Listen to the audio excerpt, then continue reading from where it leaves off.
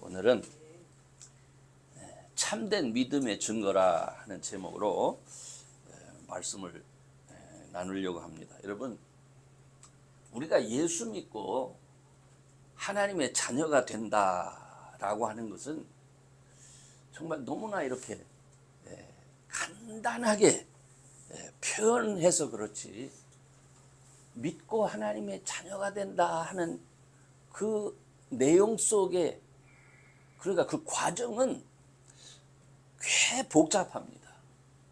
꽤 많은 내용이 담겨져 있습니다. 그럼에도 불구하고 오늘 저와 여러분들은 어떤 이끌림, 사실은 하나님의 손길이요 도우심이었지만 우리가 그걸 모를 때는 어떤 이끌림이라고 그래요. 어떻게 이끌려졌는지는 모르지만은 우리가 예수님이 나를 구원하신 메시아라 하는 것을 알게 된 거예요. 그런데 우리가 예수님을 이렇게 알았다고 해서 하나님의 자녀가 되는 건 아닙니다.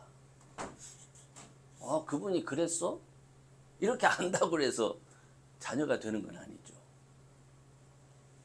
그 예수님이 우리를 위해서 하신 일, 우리의 죄를 대속하신 죽음을 올바로 이해하고, 그리고 나서 그 죽으신 그분을 우리의 메시아다라고 하는 것을 우리에게 알게 하시기 위해서 하나님께서 죽은 자 가운데서 다시 살리신 분이 바로 그분이시다.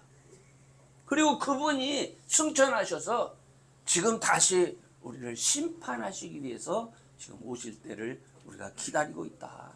이거를 전체적으로 바르게 알고, 그리고 나서 이제 예수님을 영접했을 때에 일반적으로 우리가 하나님의 자녀가 된다, 이렇게 얘기를 합니다. 그런데 이건 예수님에 대한 정보예요. 예수님은 이런 분이다라는 정보라고요. 지식이에요. 이 지식을 우리가 다 이해하고, 그리고 알면, 그래서 믿는다고 말하면, 그러면 자녀가 되는 겁니까? 어떻습니까? 만약 어떤 사람이 아무런 지식도 없어요. 이해도 못해요. 그런데 예수님을 믿어요. 그럼 그런 사람은 하나님의 자녀가 될 수 없습니까? 우리 사람 중에 그런 사람이 있잖아요. 참 놀랍게도 순교자 명단에 백치, 여러분 들어봤죠? 옛날에 아무것도 몰라요. 그냥 남이 죽으니까 따라가서 말도 못하는 사람이 아다다 하면서 죽은 거예요. 그런 사람은 어떻게 되겠습니까? 이게 초대교회 어떻게 보면 첫 회의의 주제일 수 있어요. 성경은요, 너 예수님에 대해서 얼마나 깊이 아느냐, 그거 강조하지 않습니다. 유대인들은 이방인들보다 훨씬 더 하나님에 대해서 잘 알고 있었습니다. 그죠? 근데 이방인들은 하나님에 대해서 잘 몰랐어요. 선지자들을 통해서 예언된 그 예수님에 대해서도 몰랐습니다. 근데 그들은 예수님이 그리스도라고 하는 것을 영접했습니다.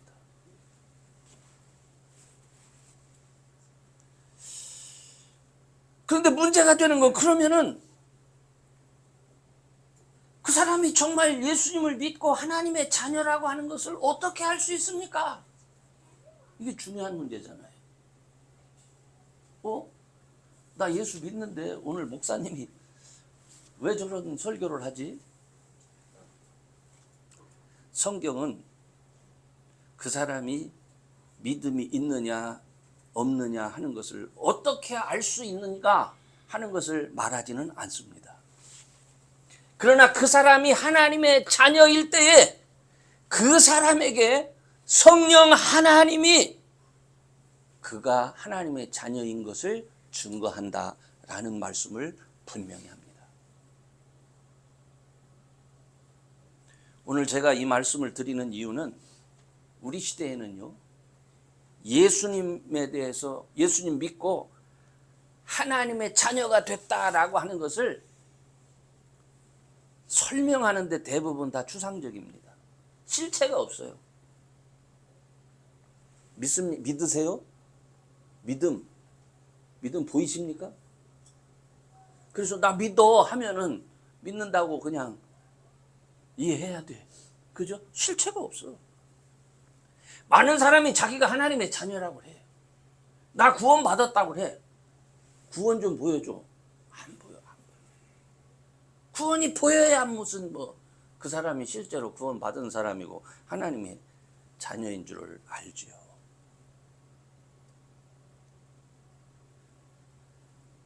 오늘날 많은 사람들이 말하는 모습 속에서는 그가 하나님의 자녀라는 사실을 도무지 알 수가 없어. 제가 목사지만 저도 몰라요. 그런데 성경은 그렇지 않습니다. 오늘 본문은 이방인 신자들이 이제 예수님을 믿겠다고 하는데, 야, 이 사람들의 믿음이 진짜냐 가짜냐? 이 사람들이 진짜 예수님 영접한 사람이냐? 지금 이거를 논하고 있는 거예요. 오늘 본문이. 그러니까 유대인 신자들은 뭐라고 하냐면, 아니 하나님의 백성이 되려면 그래도 최소한 역사는 알아야 되잖아. 하나님이 어떻게 우리에게 오셨고 어떻게 우리를 선택해 주셨는지를 알아야지 그냥 예수 믿는다고 그래가지고 교회에 받아들일 수는 없는 거 아니냐. 맞는 것 같으죠? 이게 아주 심각한 교회 안에 문제가 됐던 겁니다. 그때에 베드로가 일어서서 그게 아니다. 놀랍게도 우리를 구원하신 그 하나님께서 내가 예수님을 증거했는데 하나님의 백성이라고 약속된 자에게 내려주시는 성령이 그들 속에 임하는 것을 내가 봤다. 그리고 성령에 이끌려서 내가 고넬료라고 하는 사람한테 가서 실제로 복음도 전했고 또 그렇게 했을 때 거기에 성령이 임하는 것을 내가 봤다. 지금 이 스토리는 실제입니까? 아니면 추상적인 겁니까? 이건 실제잖아요.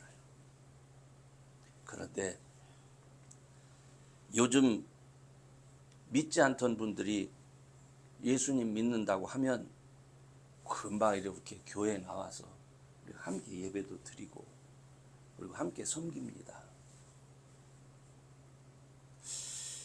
기독교 신앙이 처음 제자들을 통해서 증거될 때는 핍박이 많았기 때문에 항상 이거 진짜냐 가짜냐 이게 중요했어요. 왜냐하면 가짜를 이렇게 데려다 두면 몰래 가가지고 신고하고 그래서 그냥 몽창 잡혀가 죽으니까 누가 믿는다고 하면 이게 진짜인지 가짜인지. 특히 교회를 핍박하던 사울이 다메섹 두상에 가다가 예수님 영접했다고 하고 이 사람이 교회에 와서 베드로를 좀 만나자고 하는데 이거 믿을 수가 없는 거예요. 그래서 누가 만나주지를 않죠. 그래서 그때 중간에서 나서서 그 해준 사람이 누구요? 바나바잖아요. 내가 보니까 이 사람 진짜다. 이 사람 진짜 예수님 영접했고 또 그 증거가 성령 하나님이 그와 함께하는 것을 내가 봤다. 그런데 오늘날 우리 시대는 사실은 모든 사람들이 쉽게 예수님 믿을 수 있고 쉽게 교인이 될 수 있습니다. 어떤 누구도 예수님을 믿는다 하기만 하면 교회는 환영합니다. 얼마나 좋은 시대가 됐는지 아무나 교회에 올 수 있고 아무나 믿음 생활을 할 수 있습니다. 물론 오늘날에도 믿기만 하면 죽거나 핍박당하는 곳에서는 여전히 비밀리에 모이고 있습니다. 그리고 어떤 사람이 믿는다고 하면 진짜 믿는지 여러 방법으로 검증하는 그런 지역도 여전히 있습니다. 근데 우리가 사는 주변은 너무나 쉽게 믿음을 말할 수 있어요. 그리고 너무나 쉽게 교회 공동체 안에서 환영되는 그런 시대입니다. 그러다 보니까 어떻게 됐을까요? 실제 있어야 될 것이 사라진 교회가 된 거예요. 있어야 될 것이. 하나님의 자녀임을 확인할 필요도 없어. 예수 믿는다 그러면 당신은 교인이고 구원받은 사람입니다. 당신은 하나님의 자녀입니다. 사람의 말이나 의지로 구원받는 게 아님에도 불구하고 사람의 말과 의지만 있으면 그 사람은 하나님의 자녀라고 인정하는 그런 시대가 된 겁니다. 그런데 성경은요, 하나님의 자녀임을 증거하시는 이가 있다는 거예요.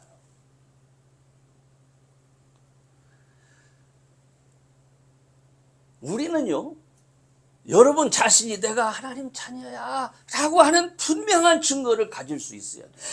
이게 없으면 이따금씩 에이, 교회 다녀봐도 몇 년 다녀봤는데 다 헛거야. 나 교회에서 집사까지 했는데 이렇게 됐어. 이런 말 합니다. 본문에서 조금 전에 말씀드린 것처럼 베드로는 어떤 추측이나 가정에 근거해서 주장하는 게 아니에요.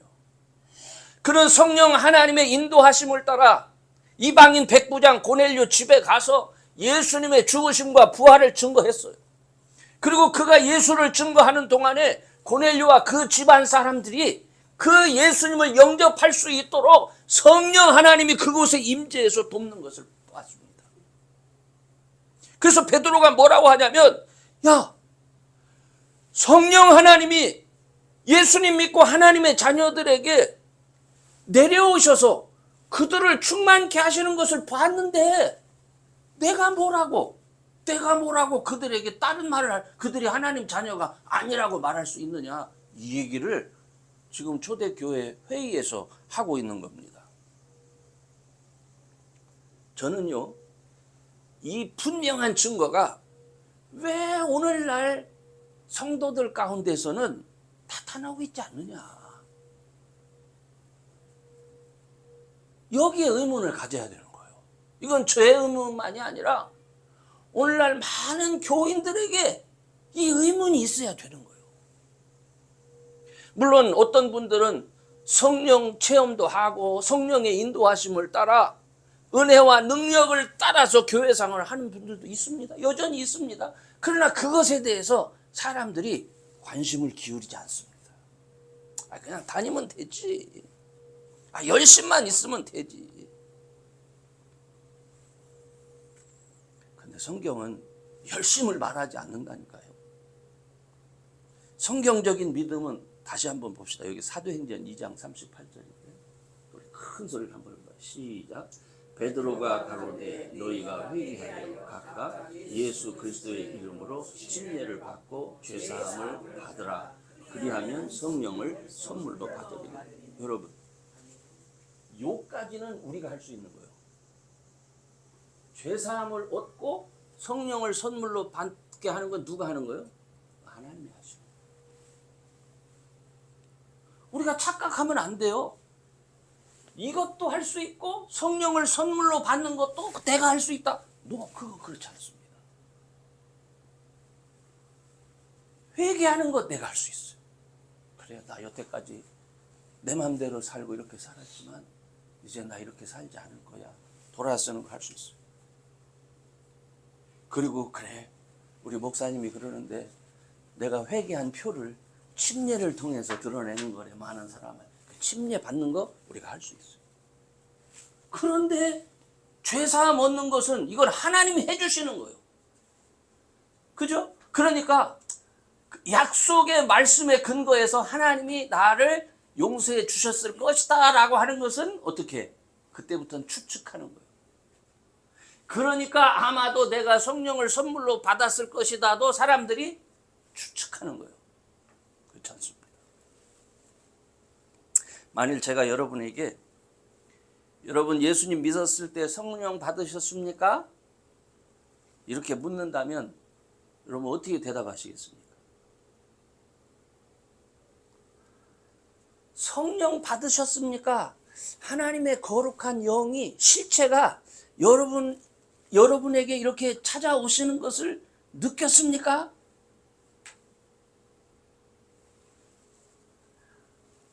여러분 아무리 둔해도요 갑자기 내 마음이 죄가 생각나고 그래 내가 잘못했어. 내 눈에서 눈물이 나온 것 이게 내가 억지로 어느 날 갑자기 길 가는데 갑자기 막 내가 왜 이래 하면서 막 울고 그럽니까? 이건 내 정신 갖고 할 수 있는 게 아니에요. 놀랍게도 성령께서요 깨닫게 합니다. 감동을 주셔. 어느 날 갑자기 눈물이 쭉 떨어지면서 주여 회개가 나오고 제가 주님 앞에 더 가까이 가기를 원합니다. 이런 일이 실제로 벌어져요. 그리고 또 우리 먼저 믿던 사람들이 기도하다 보면 은사이죠. 은사 무슨 뭐 방언을 하는 이런 게 실제로 주어지기도 하고요. 그래서요 한번 또 하나 성경 말씀 봅시다. 로마서 8장 9절인데 이거 다 같이 또 읽어봐. 시작. 만일 너희 속에 하나님의 영이 거하시면 너희가 육신에 있지 아니하고 영에 있나니 누구든지 그리스도의 영이 없으면 그리스도의 사람이 아니라. 이게요 우리 한국말로 번역 이런 표현을 잘 안 쓰기 때문에 아주 이상한데 이게 무슨 말이냐면 육신에 있지 않다라고 하는 말이 뭡니까? 내가 살긴 살아가고 있는데 내 생각이 이때까지는 여러분이 뭘로 생각합니까? 내 육신, 내 삶의 필요에 의해서 그 필요를 채우기 위해서 생각하죠. 근데 놀랍게도 하나님의 영이 거하시면요 내 필요가 문제가 아니라 자꾸 이 영이 다른 걸 먼저 하게 해. 야 이놈아 그게 급한 게 아니야. 너는 네 삶의 태도부터 바꿔야 돼. 너는 회개해야 돼. 아니 자꾸 이런 거. 그리고 어느 때는 나도 힘들어 죽겠는데 야 네 입만 입이 아니야. 그 사람 먼저 가서 도와. 이런 거. 그 그리스도의 영이 실제로 우리 안에 우리를 어떻게 인도하는 거예요. 인도. 이것이 없으면 그리스도의 사람이 아니라. 이건 굉장히 실제적인 얘기입니다. 그렇죠? 저는 저와 여러분들이 저와 여러분의 믿음을 내 믿음이 내 안에 계신 성령 하나님께서 이끌어주고 계시는구나. 이것에 대한 확신을 가질 수 있기를 주의 이름으로 축원합니다. 아멘. 내 마음대로 정말 왜 이렇게 주일은 빨리 와. 아이고 또 이러면 틀린 거예요. 이러면 내 마음에 내가 육신을 가지고 있으니까 한쪽으로는 가기 싫은 마음이 있어요. 하나님 내 영이 이걸 깨닫게 해. 하나님 그럼에도 불구하고 내가 예배하는 자 되기를 원합니다. 기쁘게 갈 수 있게 해주세요. 그래서 항상 우리 마음속에요 두 마음이 싸웁니다. 그래서 저는 이 분명한 두 마음이 여러분을 큰 하나님의 영으로 인해서 극복하고 이기고 그래서 하나님의 자녀임을 여러분 스스로가 늘 확인받을 수 있기를 주의 이름으로 축원합니다. 두 번째는요 이렇게 살 때 뭐가 있냐면요 오늘 본문에서 바나바와 바울이 표적과 기사를 얘기를 해요. 여러분 육체를 따라서 하는 일에는 표적과 기사가 없어요. 그런데 성령이 하시는 일에는 표적과 기사가 있습니다. 그렇기 때문에 참된 믿음을 가지고 생활하는 사람들 속에는 표적과 기사가 있습니다. 우리는 그거를 하나님의 은혜라 말합니다.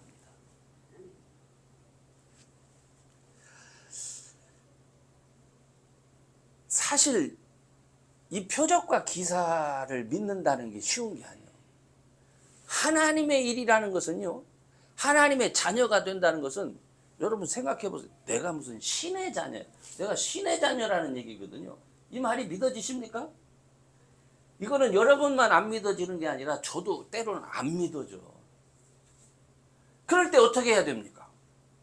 그렇다면 하나님, 내가 하나님의 자녀인 것이 믿어지게 해주세요라고 기도할 수 있어야 되잖아요. 그죠? 근데 여러분들은 뭐 처음 믿을 때부터 너무 믿음이 좋아서 하나님의 자녀라 이렇게 얘기를 가르쳐주면 그래 나는 하나님의 자녀야. 금방 이렇게 되시는 것 같아. 그래서 하나님 앞에 내가 자녀인 것을 좀 확인시켜 주세요. 뭐 이런 기도도 안 하시는 것 같은데 저는 그렇게 했습니다. 하나님, 마치요 도마가, 의심 많은 도마가 다른 제자들이 부활하신 예수님을 봤다고 하니까 도마가 그러잖아요. 야, 너희들이 헛것을 본 거지. 나는 그분이 죽었다가 일어났다는 분명히 죽는 거 봤다.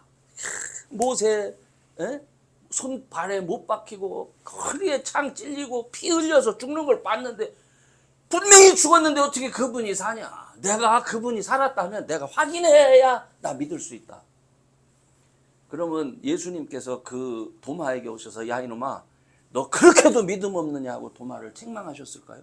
책망하지 않으셨어요. 오히려 도마를 부르십니다.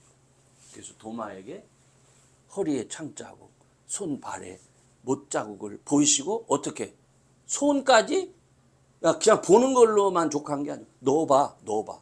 그래서 실제로 넣어보지 않습니까?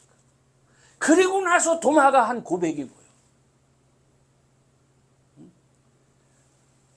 나의 주, 나의 하나님이십니다.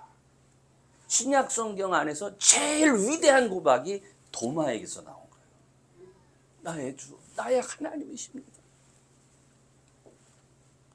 저는요, 우리 성도들이 이런 표적과 기사를 통해서라도 확실한 하나님의 자녀가 돼서 나의 주, 나의 하나님입니다 라고 고백할 수 있는 그런 믿음의 성도들 되시기를 바랍니다. 아멘. 때로 목회자가 성도들을 위해서 기도합니다. 아픈 성도들을 위해서 기도합니다.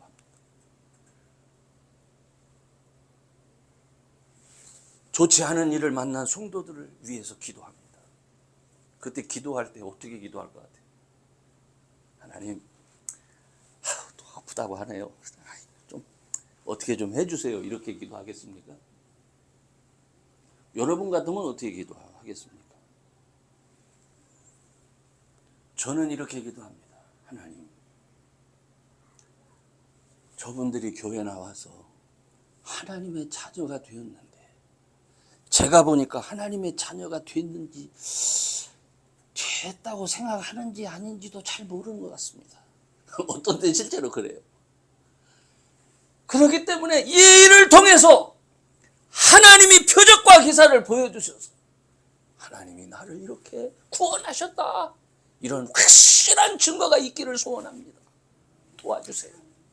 도와주세요. 여러분이 하나님이라면 안 도와주시겠습니까? 부족하지만 하나님께서 그 기도에 함께 하시고 응답해 주시는 것을 경험합니다. 근데 제가 이거를 경험하면서 거꾸로 이제 성도들한테 여러분 목사만 훈련시키지 말고 뭐 그 목사만 훈련시키는 거잖아요. 나도 하나님 해주세요. 이렇게 할 수 있잖아요. 그죠? 여러분들이 실제로 한번 해보시기를 바랍니다.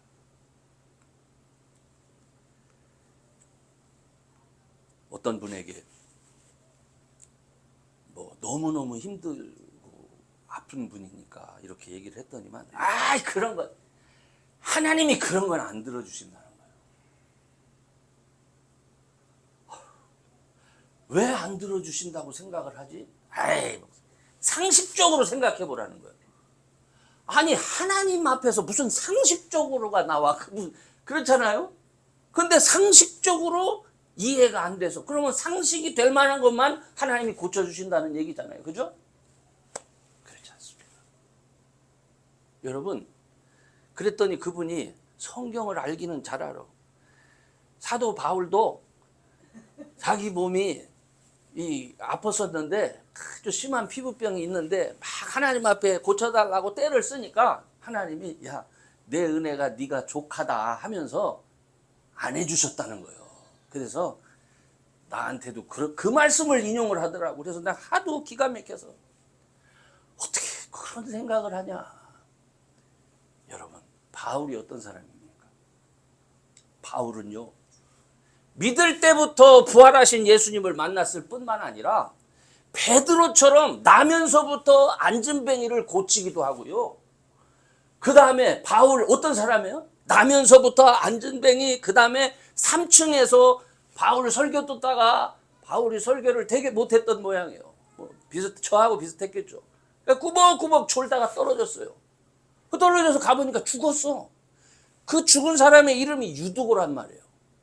근데 이 유두고를 바울이 가서 살렸어요.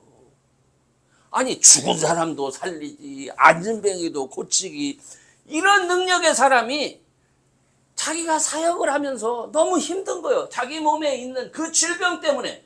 그래서 하나님 앞에 기도를 한 거예요. 그런데 내 은혜가 네게 족하다. 또 내 능력이 너 약한 데서 온전해져. 여러분, 이 말씀이 무슨 말인지 아십니까? 그러니까 해석을 지 맘대로 하니까 그래. 너 생각해봐라. 너 정말 네 몸이 온전해진다면 너 네 사명 교만해지지 않고 감당할 수 있겠니? 그 말입니다. 네가 연약하기 때문에 온전하게 쓰임받는 거야. 그거요.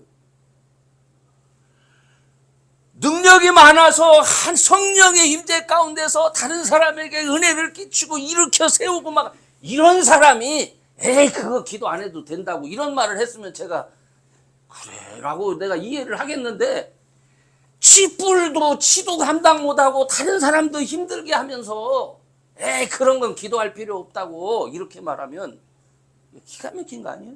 그죠? 근데 안타깝게도 저는 그런 사람 많이 봤습니다. 여러분, 사도 바울은요, 사도 바울이 그렇게 말했던 것은 하나님이 너 정말 감당할 수 있겠니?